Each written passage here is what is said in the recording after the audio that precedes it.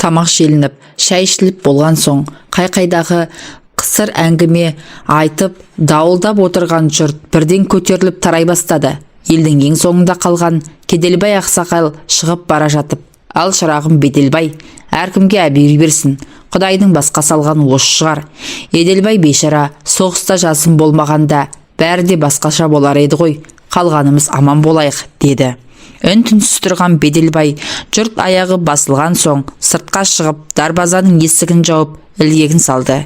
Ішке кіргенде ас үйде ыдыс-аяқ жүріп жүрген Баршагүлден басқа ешкім қалмапты. Сәлден соң қайтадан шай демдеп әкелді. «Қайнаға», деді даусы бұзылып, «айыпқа бұйырмаңыз. Ініңіздің қаза болғаны туралы военкоматтан хат алған соң төркініме қайтып кетейін дегенмін. Бірақ ол жақта да мені күтіп отырған адам жоқ. Алда-жалда сіз мені некелеп алсын деп те ойлаған емеспін. Үлкен қайнаға осылай шешкен екен. Мен де дейін, Құдайдың басқа салғанына көнемін де», деп қыстығып жылап жіберді. «Қой шырағым, жылама, денсаулығыңды ойла, ешкімге ренжіме. Еделбайдың ошағын өшірмей, түтінін түтетіп отыра бер. Қолымнан келгенше жәрдем беремін», деді Беделбай. Біраз үнсіздіктен соң қабырғаға жақындап төсек салынды. Келіншек шамның жарығын басып сыртқа шығып кетті. Содан әзер дегенде қайтып кіріп, шешініп төсекке жатқан еркектің жанына келіп сызылып тұрып қалды. Осыны күткендей, Беделбай басын көтеріп, жаңа ғана өзімен некесі қиылған келінін құшағына алды. Болар іс болды. Бұл бейшараны жылатып сықтатпай, тезірек бетін ашып алу керек. Бұрын келінім еді, енді некелі алған қатыным. Құдай алғанда да, жұрт алдында арым таза деп ойлап үлгерді. Діріл қаққан әйелді Айшайға қаратпай шешіндірді де әрекетке көшті. Әп сәтте-ақ ентігіп қалыпты. Аздап демін алды. Байқаса, келіншектің де кеудесі бір көтеріліп, бір басылып жылап жатыр екен. «Жылама дедім ғой саған. Егер разылығың болмаса, таңертең ауылыңа апарып тастаймын». Беделбайдың даусы қаттылау естілді. «Жоқ», деп іле жауап кетті әйел. «Мен ризамын сізге. Сізді құрметтеймін. Сіздің басыбайлы әйеліңіз боламын. Тек сіз менен қол үзіп кетпейсіз бе? Қанша дегенмен бала шағаларыңыз, Камила абысын бар. Оны көреміз әлі». Беделбай екі-үшті жауап қатты. Айтса айтқандай, келінін некелеп алу туралы әңгіме көтерілгеннен бастап, үйдегі Камила өнер ашқан, жоқ жерден жанжал шығарып, қиғылық салған, төркініме кетемін деп секірген. Ақыры Кеделбай аға 4-5 қарияны ертіп келген, оны жөнге шақырған соң келісім берген. Тағы да кім білсін, Беделбайдың одан әрі бірдеңені ойлауға шамасы жетпеді. Кеудесі тікірейген, денесі жұмыр, құлын мүшесінің бәрі орнында. Жас келіншек оны өзіне тарта түсті. Аттың басын қоя берді. Жастықтың соңы кәріліктің басы дегендей, бұл жолы ұзаққа шапты. Өзі байқамайды екен, әжептеуір қуаты бар екен. Түн жарымы ауғанда олар су жылытып, жуынып, шайынып алды да төсекке қайта жатты. Беделбайдың сілесі қатып қалған екен. Ертеңіне ұзын сәскеде бірақ оянды. Баршагүл үйдің ішін қайта жинастырып, есік алдына су сеуіп, сыпырып, айнада етіп қойыпты. Ақсамауырын бурыл бұрқырап қайнап тұр. Екеуі отырып шай ішті. Әркім өз ойымен отырды. Айтарын да еш нәрсесі жоқ қалмағандай. Бәрі түсінікті еді. Беделбайдың енді 2 үйі, 2 қатыны бар. Қаласа анда, қаласа мұнда болады. Соған лайықты тәшіпші да еселенеді. 2 отбасының ішіп жемін, керек жарағын туралап тұру керек. Әсіресе 2 әйелдің, 2 жақтағы балалардың жағдайын жасау керек. Я, Құдай берсе, бұл жақта да балалар болады. Беделбайдың ойы біраз жерге дейін барды. Сұйықтап жатқан соң, жұмысқа да шықпай қалдым. Мен кетіп қалсам, шайды кім құйып береді деп ойладым. Баршагүл өзін кінәлаған адамдай санап, жайлеп тіл қатты. 3 күнге дейін жұмысқа шықпайсың, заң сондай, деді Беделбай. Баршагүл үнсіз қалды. Азанғы шайды ішіп болған соң, Беделбай сыртқа шығып, үйдің айналасын ретке келтірді. Қыстан қалған көп жылдан бергі жиылып қалған қоқысты да отқа жағып, күлін егін жаққа шашты. Түскі тамақтан соң да қора қопсыны жөндеп, отын жарып, су суарып, едәуір еңбектенді. Қанша дегенмен еркектің аты еркек, көп нәрсе орнына келді. Мына қызықты қара, Беделбай өмірінде бірінші рет болса керек, кештің батуын асыға күтті. Түндегі көрген қызықты тағы да көргісі келді. Бәрін көз алдынан өткізді. Әкесі Өтелбай 4 қатын алған адам еді. Алғашқы екеуі аурудан қайтыс болыпты. Олардан бір бала, бір қыз қалған. Ағасы Кеделбай мұнымен іргелес тұрады. Ал ұлды қызды егіз перзенті бар. Кенжесінен басқасының бәрі үйленген. Үлкен әпкесі Күнзия тау жаққа үйленген. 10 балалы ардақты ана. 3-ші әйелін әкесі неге екенін белгісіз төркініне апарып тастапты. Одан бір қыз туған екен, сол жақта жүріп үйлі баранды болды. Алғашқы баласын үйлендірер кезде ауылға келіп, мұндағы бауырларымен табысып тойына шақырған. Содан бер барыс келіс үзілген емес. Өз шешесінен Беделбайдың артынан Еделбай мен Жеделбай деген балалар ерді. Еделбай соғыстан оралмады. Жеделбай Құдайдың бір боз қойы. Құдай қолдап алған әйелі пысық болып шыққаны, әйтпесе бала шағасы 5 теріп кететін екен. 1 жыл соғысып жарақат алып, Беделбай ерге оралды да, Еделбайдың ақыры мынау болды. Ол сүр бойдақ болып жүріп, соғыс басталардың алдында 2 ай бұрын ғана үйленген еді. Мұндай боларын кім білген, әйтпесе уақытылы үйленер ме еді. Соғыс бітіп, әскерге кетіп аман қалғандар елге оралған соң, хабарсыз кеткендердің ағайын туғандары оларға іздеу салуға кіріскен. Бұлар да сөйтті. Жасы ұлғайып егде тартқан Кеделбай ағасы әскери комиссариаттың есігін тоздырып жүріп, інісінің соғыста қайтыс болғаны туралы министрдің қолы қойылып, мөрі басылған қағазды алды. Ағайын туған, бауырын жоқтап, біраз жылап сықтады. Қошқар сойып, Құдайы берді. Сөйтіп жүргенде ауылда пайда болған бір ақсақал Еделбайдың жесірі Баршагүлді айналшықтап жүріп алды. Сонда байқаған Беделбай әлгіні қызыл ала қан қылып ұрып тастаған. Бірақ әлгі де өлімтік екен. Кетер болмады. Содан Кеделбай Беделбайды шақырып алып, Баршагүлді некелеп алуды талап етті. Сыртта қараңғы қоюланды. Ақыры кешкі астың дастарханы жиналып, кешегідей төсек салынды. Бірақ неге екені белгісіз, сыртқа шығып кеткен Баршагүл жақын арада ішке кіре қоймады. Оны тағатсыз күтіп жатқан Беделбай шыдамай орнынан тұрып, есік алдында бүрісіп отырған жерінен оны үйге жетектеп алып кірді. Әйел қарсыласқан жоқ. Тіпті төсекке жатқан соң Беделбайды құшақтай алды. Күні бойы тер сіңген іш киіміне тұмсығын тығып біраз жатты. Одан әрі өз көйлегін өзі жоғары сыпыра бастады. Байға тиіп еркектің күшін сезініп үлгермеген байғұс келіншек осы 4-5 жылдың ішінде жабайланып-ақ қалған екен. Кешегі күннен соң әйелді құштарлығы оянып, енді міне не істеп, не қойғанына есеп берер емес.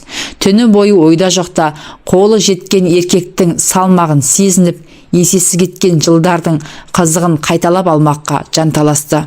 Ұят аят дегенді ысырып тастап, шыбын жаны шырқырап ыңқылға басты. Қанша уақыт екені белгісіз, есінен адасқандай болған келіншек өзіне өзі келді. Істеген қылығына өлердей өкінді. Бірақ, бұл сонша не істеп қойды. Жан тәнімен берілі ойнап күлгені өзінің некелі ер емес пе? Құдай да мұның мүсіркегені шығар. Артық кетсе кешірер. Ерлі зайыпты екеуі құштарланып, құшақтарын айырып, бір мезет жатып демдерін алды. Қайнаға деді бір уақытта Баршагүл. Сіз маған ұрысып жатқан жоқсыз ба? Ұятсыз екен демейсіз бе? Я, ұрысып жатырмын. Сенің мені қайнаға дегеніңе? Жоқ, әлде біздің ерлі зайыпты екеніміз бекер ме? Егер бекер болмаса, бұдан бұлай мені өзімнің атыммен атай алмасаң, отағасы немесе қожайын дегенің дұрыс шығар. Мұны естіген Баршагүлдің жүрегі орнына түсті. Осыдан апта өткен соң Беделбай өз үйіне келді. Балалары қуанып жүріп, келіп амандасты. Әсіресе кішкене сары қызы мойнынан құшақтап, қатты да қалды. Беделбайдың жүрегі елжіреді. Тек Камила ғана сазарып-базарып келдің кеттің демеді. таза киім бер, моншаға барып келейін деген мұң екен.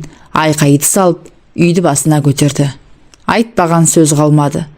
Осыдан қоймай ескі шкафтан, кіреберістегі ілгіштен мұның бар киімін үйдің ортасына үйді де келген жағыңнан қайтпа деп бір-ақ кесті. Беделбайдың ашуы тас төбесінен шықты. Қонышынан қамшысын суырып алып, қатынының арқасын жон-жоса қаңғылды. Кетсем кетем, бірақ сен мені қудым деп ойламай-ақ қой.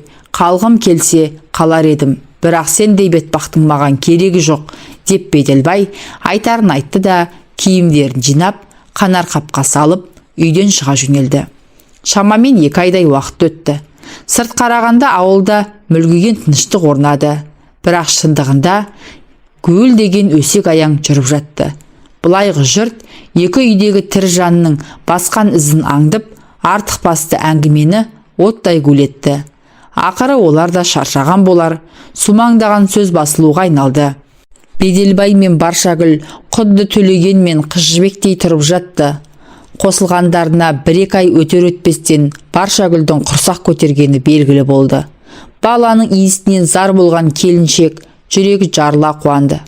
Сондай күннің бірінде кешке таман әдетіне басып, қақырынып түкірініп, Кеделбай ақсақал үйге кіріп келді. Табалдырықтың жанына кебісін шешіп тастап, үйге жүн шекпенін ілгішке іліп төрге озды. Баршагүл күліп, сәлемін салып, жүгіріп жүріп, самауыр қайнатып, шәй пәй әкелді. Ағайынды екеуінің алдына сармай шылап, бір леген нан салма қойды. Тамаққа тойып алған Кеделбай ақсақал әңгімесін бастады. Әй, Беделбай, сен не білесің? Әлгі Камила келіп, біздің кемпірге мұңын шағыпты. Сені 2-ші қатын алғалы, үйге аяқ басуды қойды депті. Үйде басқаны қойған кәдімгі көжеге қатар қатықта жоқ депті. Жаны шықсын. Соны айтқан албасының, мен кеткенде үйде бір тағара тоңмай, 2 қап ұн, 1 қап жарма болатын. Өзіңіз білесіз, колхоздан қаптап картошка, пияз, капустаға дейін алып қойғанбыз. Аштан өлетін жағдай жоқ. Содан кейін ғой, бетіне семіріп, мен үйден қуып шыққаны. Беделбай біраз үнсіз қалып, сөзін қайта жалғады. Әмеңгерлік қылып мына келінді аламын деген ойымда жоқ еді. Бәрін өзіңіз шығардыңыз. Маған не дейсіз енді? Сен не деп отырсың өзің? Сонда ініңнің жесірін көлденен көгаттыға беріп жібере бер демекпісің? О, жетесіз. Осыны білсе марқұм әкеміз көрінде жатып өкірмей ме? Оның үстіне ағайын жекжат не дейді? Намысың қайда?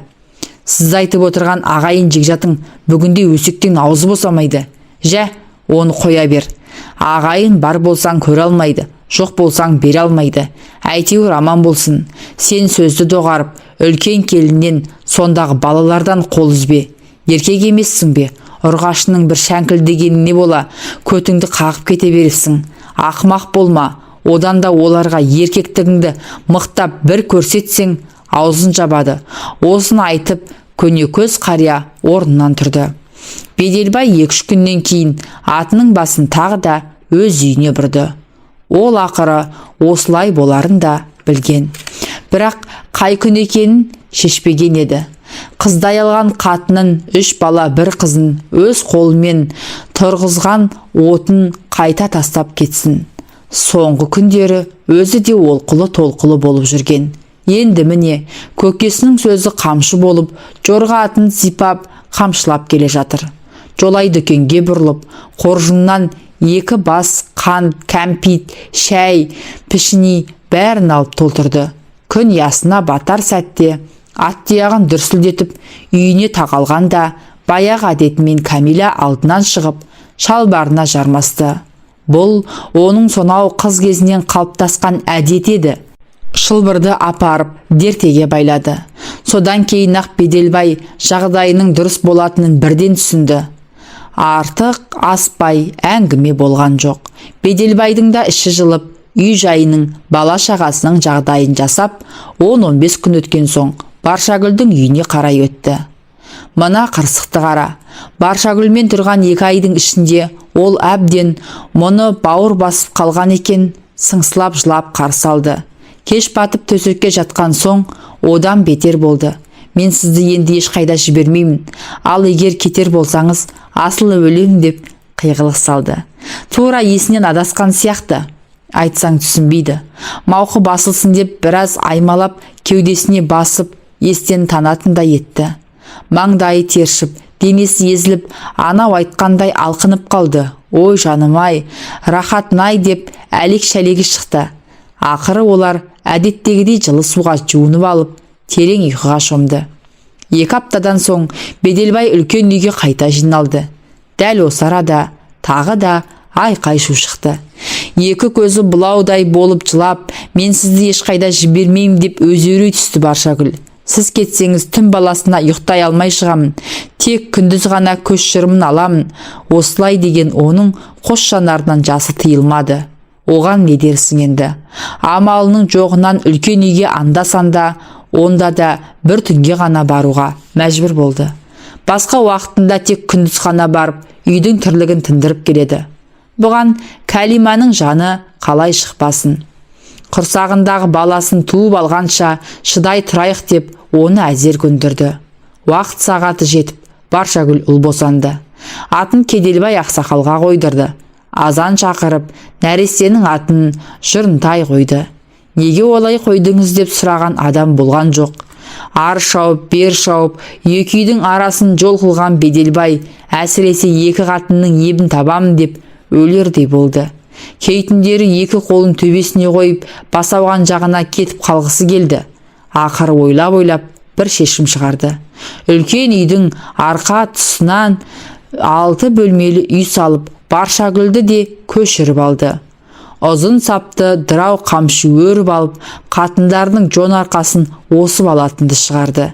Біреуі бір сөз айтса, немесе бір нәрсені бүлдіріп қойса, екеуін бірдей жазалайды. Не керек? Жаны кірді де қалды Беделбайдың. Енді екеуінің де мұны өбектеп тұрғаны. Жұрынтайдан соң жыл аралатып ұлды қызды 3 перзент туып алды Баршагүл. Бұл күндері салиқалы, сарқыраған қатын болды.